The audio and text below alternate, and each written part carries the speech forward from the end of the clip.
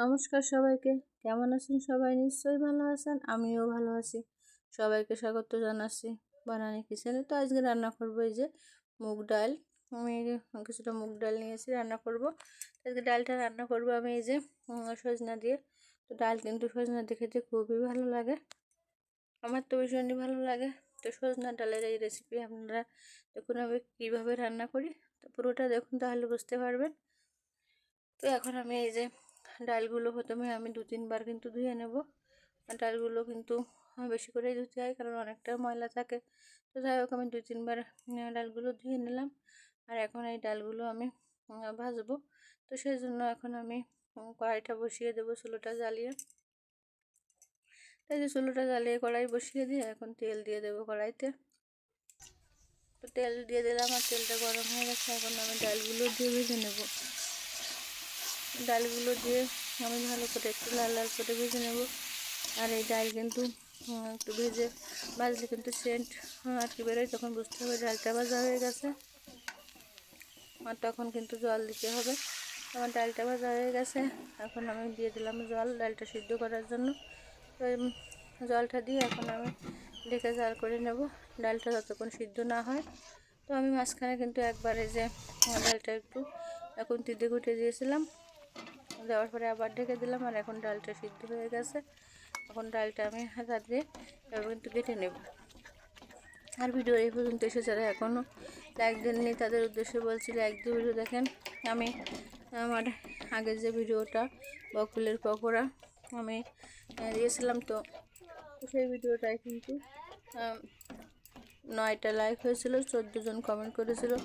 তো কে কে আসলে লাইক দেননি কিন্তু আমি তাদের নাম বলবো না, বোঝা যায় কিন্তু অনেক সময়। তো যাই হোক, তাদেরকে বলবো এরকম করবেন না, শুধু কমেন্ট করার জন্য ভিডিও দেখবেন না।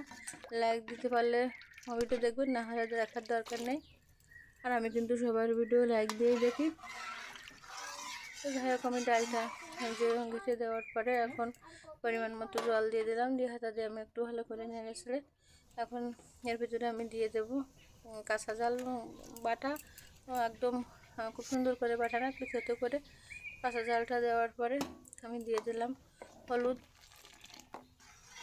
দিয়ে আমি একটু নেড়ে ছেড়ে দিলাম। তারপরে দিয়ে দেবো এর ভিতরে দিয়ে দেবো আমি সজনাগুলো আমি ডাল সিদ্ধ করতে করতে কেটে নিয়েছি, কেটে দিয়ে পরিষ্কার করে নিয়েছি। এখন সজনাগুলো দিয়ে দিলাম। আর সজনাগুলো দেওয়ার পরে আমি দিয়ে দেব পরিমাণ মতো লবণ। আমি দিয়ে দিলাম। দেওয়ার পরে আমি একটু ডালটা ঘেটে দিলাম। আর ডালে একটু বলক আসলে আমি ফোড়ন দিয়ে দেবো।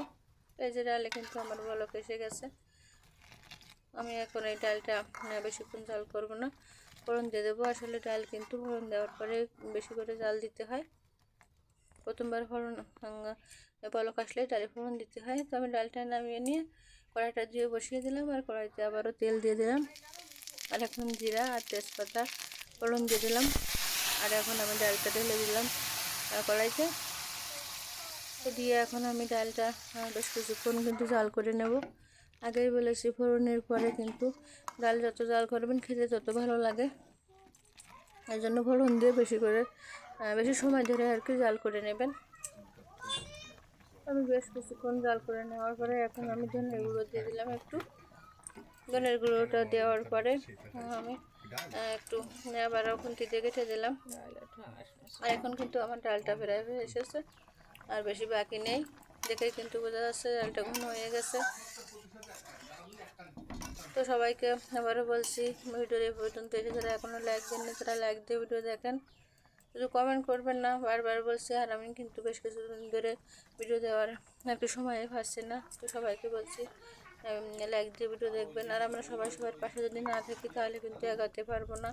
সবার সব ভিডিও দেখতে হবে, কমেন্ট করতে হবে, লাইক দিতে হবে, তাহলে কিন্তু আমরা এগোতে পারবো, নাহলে নয়।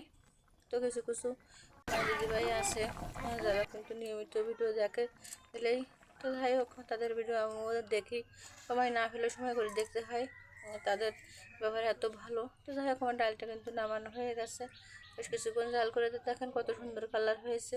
তো কেমন লাগলো আমার আজকের রেসিপি কমেন্টে জানাবেন।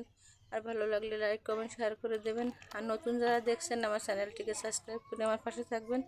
পুরনো বন্ধুদের ধন্যবাদ আমার পাশে থাকার জন্য। আর এরকম নতুন নতুন ভিডিও করতে পাশে থাকা বেল আইকনটি বাজিয়ে দেবেন। তো ধন্যবাদ সবাইকে, দেখা হবে পরবর্তী নতুন কোনো ভিডিওতে।